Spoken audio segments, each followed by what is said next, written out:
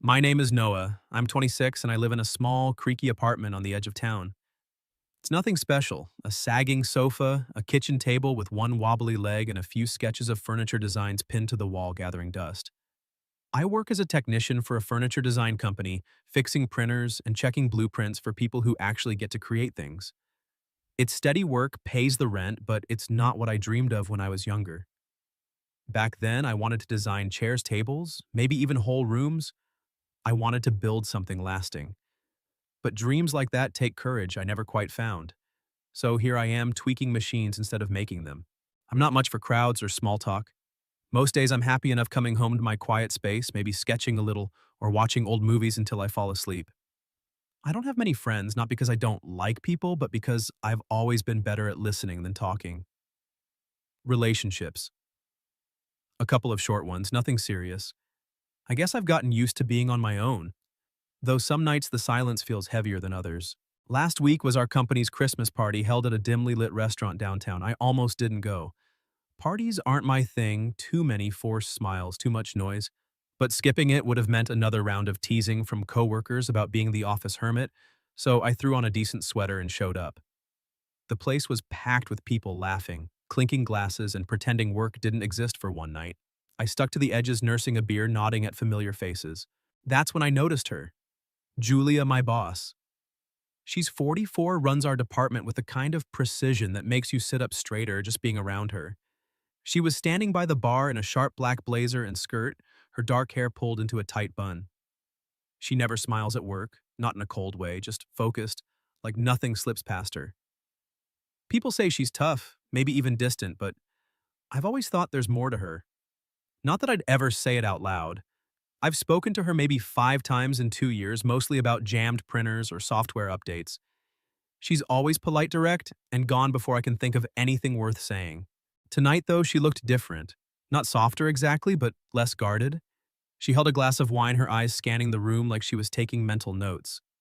I caught her glancing my way once just for a second before she turned back to a conversation with the senior designers.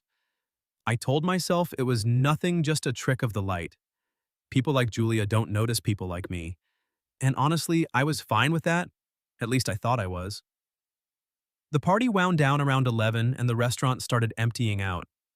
I was ready to slip out my beer, long gone, when I noticed Julia still standing near the entrance, her phone glowing in her hand. She was tapping furiously, her brow furrowed, the first crack I'd ever seen in her usual calm. Outside, the sky had opened up, rain hammering the pavement so hard it sounded like static. I pulled on my jacket, figuring I'd make a run for my car when I saw her step out under the awning, still trying to call a taxi. The lot was nearly empty, and the app on her phone seemed to be failing her. I don't know what made me do it. Maybe it was the way she stood there alone, her shoulders hunched against the cold. Maybe it was just instinct. I walked over my sneakers, splashing through puddles, and cleared my throat. Hey, Julia, you okay getting home in this? She looked up surprised, like she hadn't expected anyone to notice her. No cabs, she said. Her voice clipped, but not unkind. And I live too far to walk. I'll figure it out. I hesitated. My apartment was 10 minutes away. Hers was up in the hills, at least a 40-minute drive on a good day. I shifted my weight, the rain soaking my hair. My place is close, I said, the words tumbling out before I could second-guess them. If you don't mind, you could wait there until the rain stops. No pressure. Her eyes locked on mine, sharp and searching, like she was weighing every word. For a moment I thought she'd brush me off. Then she nodded barely. Just until it clears. I'll be gone when it does. The drive was quiet, just the hum of my old sedan and the wipers struggling against the storm.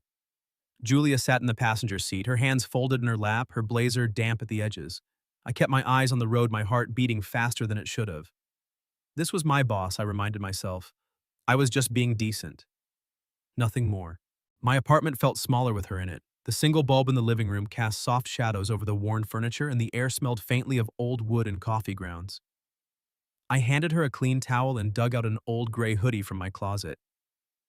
It's probably too big, I said, feeling awkward. But it's dry. She took it without a word, slipping off her wet blazer and pulling the hoodie over her head. It swallowed her frame, the sleeves dangling past her hands. She looked different, less like the untouchable boss, more like someone who could have lived here. I didn't know what to do with myself, so I rummaged in the kitchen, finding a half-empty bottle of red wine I'd forgotten about. Want some? I asked, holding it up. She nodded, and I poured two mismatched glasses. We sat on opposite ends of the sofa, the only place to sit besides the floor. The silence wasn't heavy, but it was there like we were both waiting for the other to break it. Outside, the rain kept falling a steady rhythm against the windows. Finally, she spoke. You live alone here? Her voice was softer than at work, almost curious. I nodded. Yeah, just me. She looked around, her eyes lingering on the sketches pinned to the wall. It's cozy, she said, and I caught the faintest smile. Then she added quieter, I live alone too, but it's different. My house used to feel full. Now it's just space. I didn't know what to say. I'd heard whispers at work about her husband passing away years ago, but it wasn't my place to ask. Instead, I just sat there holding my glass, letting her words settle. She sipped her wine, then looked at me, her eyes steady but not cold. You don't talk much, do you, Noah? I laughed under my breath, surprised. Guess not. Never been good at it. She tilted her head like she was seeing me for the first time. That's okay. Quiet's honest. And just like that, the air in the room shifted. It wasn't uncomfortable anymore. It was something else, something I couldn't name but didn't want to end. The rain didn't let up. It drummed against the windows, a steady pulse that made my small apartment feel like the only place left in the world. Julia and I sat on the sofa, the wine bottle now half empty, our glasses resting on the coffee table. The silence between us wasn't awkward anymore. It was alive, like it was waiting for one of us to say something real. I wasn't sure if I had the nerve, but then she spoke, her voice low, almost a whisper. Do you ever feel like you're just going through the motions? She asked, her eyes fixed on the sketches pinned to my wall. I followed her gaze, landing on a drawing of a chair I'd sketched years ago, all sharp angles and impossible curves. I hadn't touched a pencil like that in months. Yeah, I said, leaning back. Most days, actually. Work, sleep, repeat. Feels like I'm waiting for something to happen, but I don't know what. She nodded like she'd heard the thought before, maybe in her own head.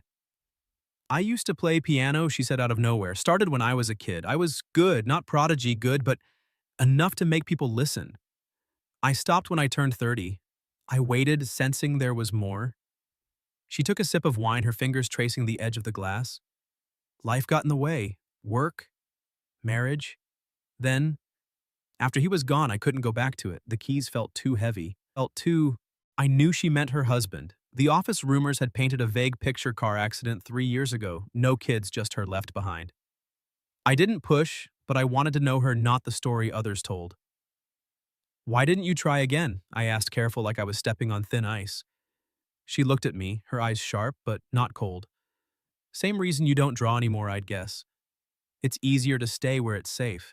Her words hit harder than I expected. I glanced at the sketches, then back at her.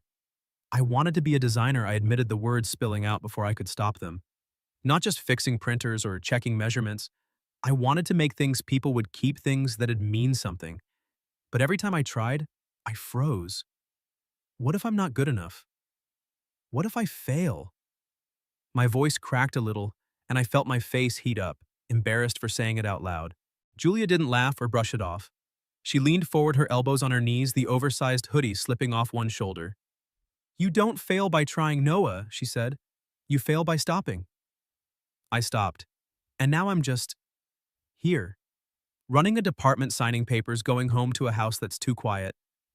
Her voice wavered just for a second, and I saw it, the weight she carried, the one she hid behind her pressed blazers and clipped emails. I didn't know what to say, so I didn't try.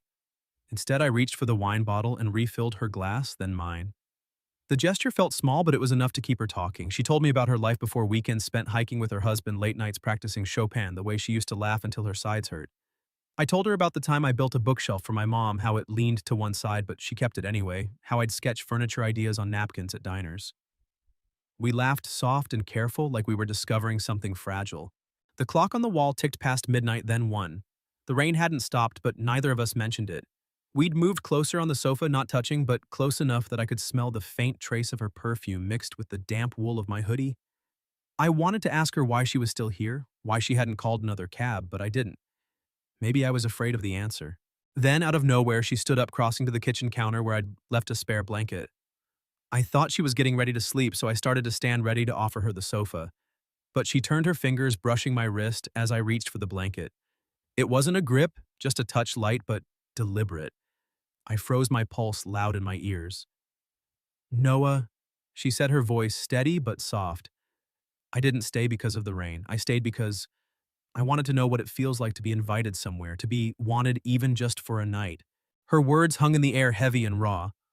I opened my mouth to respond, but nothing came out. My mind raced. She was my boss, 18 years older, a woman who'd built walls I'd never dared to climb. But in that moment, she wasn't the Julia from the office. She was just a person like me, carrying too much alone.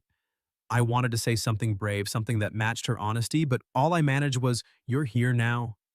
That's enough. She let go of my wrist, stepping back, her eyes searching mine. No kiss, no rush of passion like in some movie. Just a line crossed, not with actions, but with words. We sat back down closer now and kept talking. She told me about the nights she couldn't sleep, the way she'd walk her house at 3 a.m., checking locks that didn't need checking. I told her about the nights I'd stay up sketching, only to tear the pages up by morning. Somewhere in those hours, she leaned against me, her head resting on my shoulder. Her breathing slowed, and I realized she'd fallen asleep. I didn't move. I didn't want to wake her. For the first time in a long time, my apartment didn't feel empty.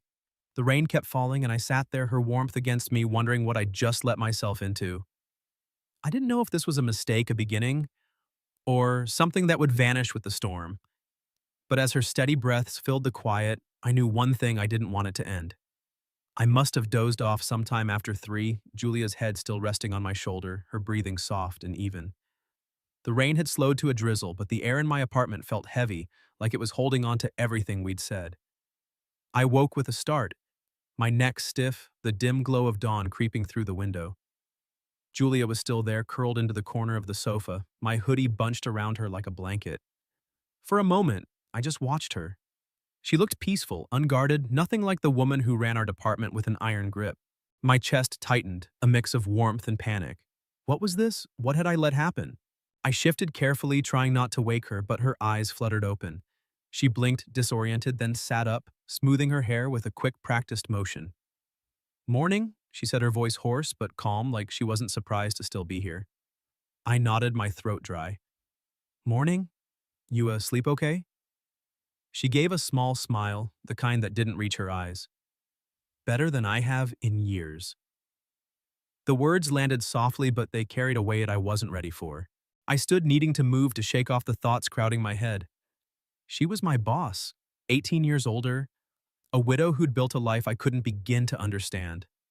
Last night felt real, but in the gray light of morning it seemed like a dream I'd stumbled into when I wasn't sure I belonged in. I busied myself in the kitchen, filling the kettle, avoiding her gaze. "Coffee?"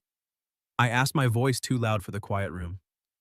"Please," she said, standing and stretching, the hoodie slipping to reveal a sliver of her collarbone. I looked away, my face warm. As the kettle hummed, she leaned against the counter, watching me. "Noah," she said, and the way she said my name made me pause. I meant what I said last night. I didn't stay because of the rain. I froze, my hand on the coffee tin. My heart was pounding now, and I wasn't sure if it was fear or something else. Then why, I asked, turning to face her, why stay here with me? I'm nobody. I fix printers. You're... I trailed off, gesturing vaguely like that could sum up the distance between us. She didn't flinch. Her eyes, sharp and steady, held mine. I stayed because for the first time in 3 years, I didn't feel like I was carrying everything alone. You listened. You didn't try to fix me or fill the silence with nonsense. You were just here. Her voice cracked just barely, and I saw the vulnerability she'd kept locked away. I'm tired, Noah. Tired of pretending I'm fine, of being the one who has it all together. Last night, I didn't have to be her. I didn't know what to say. Part of me wanted to cross the room to pull her close, to tell her I felt it too, that her being here made my world less empty. But another part louder screamed that this was a mistake. She was my boss. People would talk. I'd seen the way they whispered about her at work, about her past, her coldness. What would they say about us? And what did I even want, a fling? Something more I wasn't brave enough for either. "I don't know what this is," I said finally, my voice low. "You're my boss, Julia. You're you. And I'm just me. This doesn't make sense." She nodded like she'd expected it. "It doesn't have to make sense," she said. "Not everything does. But I'm not asking you for anything, Noah. I just needed one night where I wasn't alone." She stepped closer, her hand brushing the counter near mine, not touching, but close enough to make my skin hum, and you gave me that? I wanted to say something, anything to keep her there, to figure out what this meant, but the words wouldn't come. The kettle clicked off, breaking the silence, and I turned away, my hands shaking as I reached for the mugs. I didn't know if I was running from her or from myself, but I knew one thing. Whatever this was, it wasn't over. The smell of coffee pulled me out of a dreamless sleep. I blinked awake, the morning light filtering through the cheap blinds in my apartment. The sofa was empty, the blanket folded neatly where Julia had been. For a second, I thought she'd left just as she'd said she would. My chest sank, a hollow ache I hadn't expected. Then I heard it, a soft clink from the kitchen, the sound of a spoon against a mug. I sat up, rubbing my eyes, and there she was. Julia stood at my counter, barefoot, still wearing my oversized hoodie, her hair loose and slightly tangled. She was pouring coffee from my old drip machine, the one I barely used because it took forever. The sight of her so out of place, yet so natural, stopped me cold. She looked up, catching my stare, and gave a small, unpracticed smile. "Good morning," she said, her voice soft but steady. "I found your coffee, hope you don't mind." "Oh no," I managed, standing and brushing the sleep from my jeans. "I didn't think you'd still be here." The words slipped out, honest but clumsy. Her smile faded, not into anger but something quieter, like she was weighing what to say. She set the mug down and leaned against the counter, her fingers curling around the edge. "I don't owe you an explanation, Noah," she said, her eyes meeting mine. "But if you want one, last night was the first time in 3 years I slept without waking up every hour. I don't know why. Maybe it was the wine. Maybe it was you." My throat tightened. I wanted to ask what that meant, what I was to her, but I just stood there, the space between us feeling smaller than it should. She handed me a mug, the coffee steaming, and I took it, our fingers brushing for a split second. We sat at my tiny kitchen table, the silence comfortable but charged, like the air after a storm. The coffee was strong, bitter, exactly how I liked it. "You make good coffee," I said, trying to lighten the mood. She laughed, a real laugh, short but warm. "I've had practice. My husband used to say I could wake the dead with it." She mentioned him so casually, like it didn't hurt anymore, but I saw the flicker in her eyes. I wanted to ask about him, about her, about everything, but I didn't. Instead, we sipped our coffee, the morning unfolding in a way I hadn't expected. She told me about her favorite breakfast spot, a diner on the edge of town she hadn't been to in years. I told her about the pancakes my mom used to make, lumpy, but perfect. It wasn't deep, but it was real. When the mugs were empty, she stood smoothing the hoodie like it was one of her blazers. "I should go," she said, glancing at the door. I nodded, but my chest felt heavy. She grabbed her bag, slipped on her shoes, and paused at the threshold, one hand on the doorknob. "Noah," she said, turning to look at me, her eyes softer than I'd ever seen them. "If anyone asks, last night wasn't just about the rain." She didn't wait for a response, didn't promise to call or meet again. She just smiled, a small knowing curve of her lips, and walked out, leaving the door slightly ajar. I stood there, the coffee mug still warm in my hands, her words echoing in my head. I didn't run after her. I didn't need to. Something had shifted, not just between us, but inside me. For the first time in years, I felt like I could be more than the guy who fixed printers, who tore up sketches before they saw light. Julia hadn't given me answers, but she'd given me something better, a reason to try. I walked to my wall, unpinned one of my old designs, and smoothed it out on the table. It wasn't perfect, but it was a start. And maybe, just maybe, that was enough.